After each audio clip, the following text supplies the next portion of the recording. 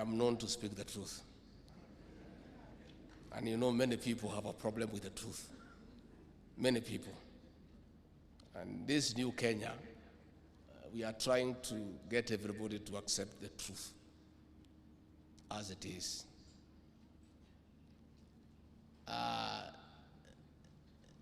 The unprovoked and unwarranted attack on the U.S. ambassador to Kenya, Meg Whitman, is as a result of people being allergic to the truth and the reality. Ambassador Meg Whitman and other ambassadors were at bombers throughout the counting of votes. They had access to the public portal. They had calculators. They are educated, and they have done some bit of mathematics. They added the numbers, they observed, and they were clear that the election was won fair and square, and it was open, democratic, and meets the best international standards. What the ambassador is saying is that is the truth. So she is being attacked and vilified by saying what everybody knows. I want to request leaders to accept the truth and the reality and move on. Life is not static. Life is dynamic. Today you are up, tomorrow you are down, and so on. Again, I want to request our leaders to exercise patriotism to their motherland. President William Ruto inherited a difficult situation.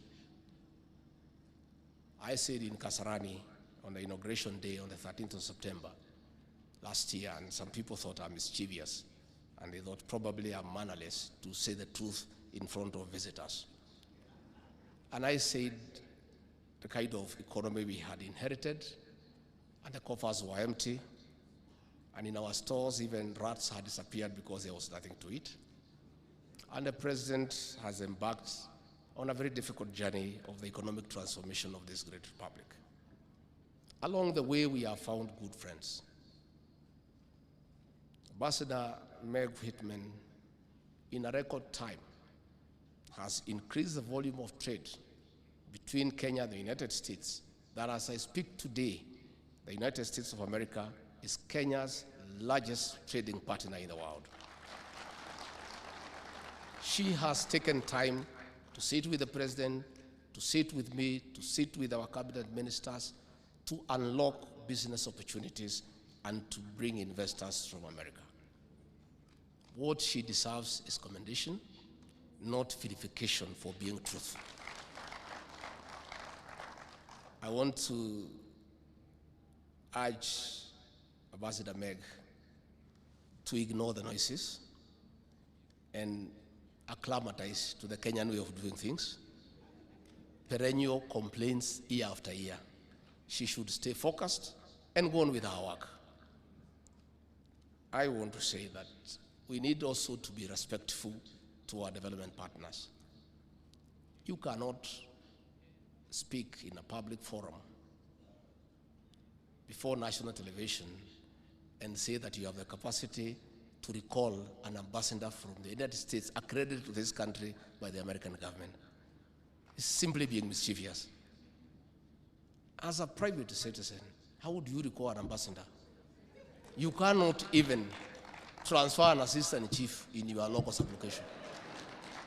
You know, it's part of the denial syndrome.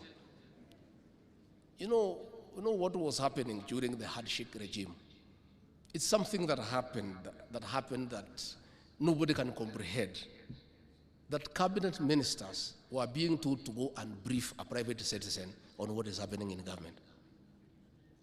Principal secretaries were being told to go and brief a private citizen on the workings of government. The CS National Treasury was being told to go and brief a private citizen about the budget. That is why that private citizen thinks he can recall the American ambassador to go back to the country.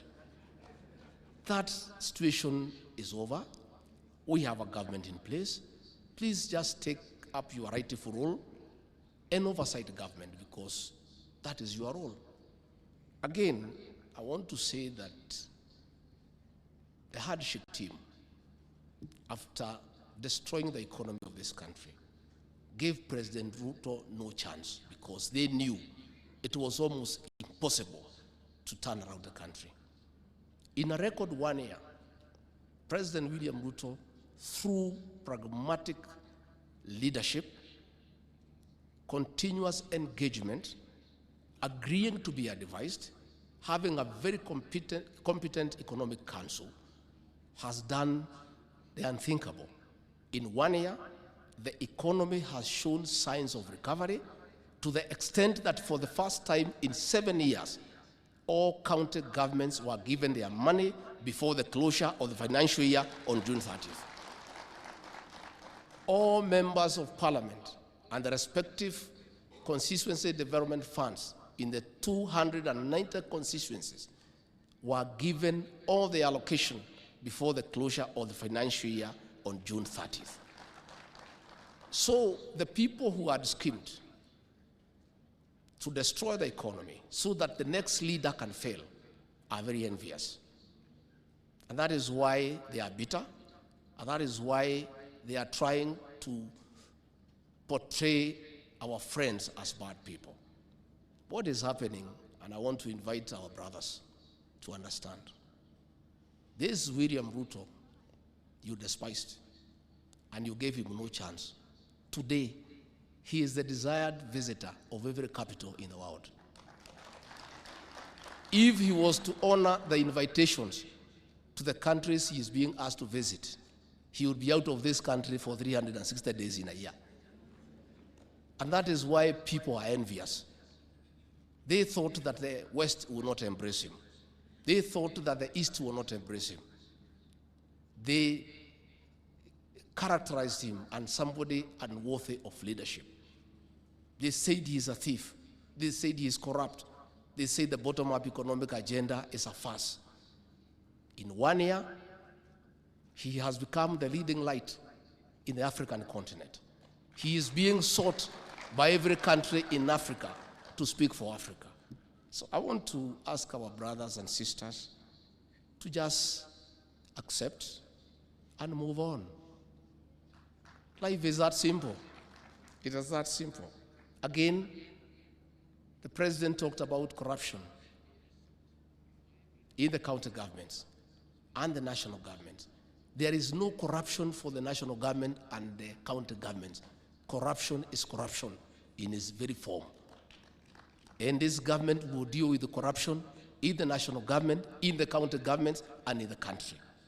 We know that some people are very uncomfortable because previously governors have been twisted to give money obtained fraudulently and corruptly to fund political activities. With this new war on corruption in the county governments, it is no longer going to be possible to coerce governors from your coalition to give you money for politics. That is a problem. That is a problem. So we understand where they are coming from. We feel you. We feel you. We know you are in a difficult situation. Finally, I want to say we are ready to work with the county government across the political landscape. We don't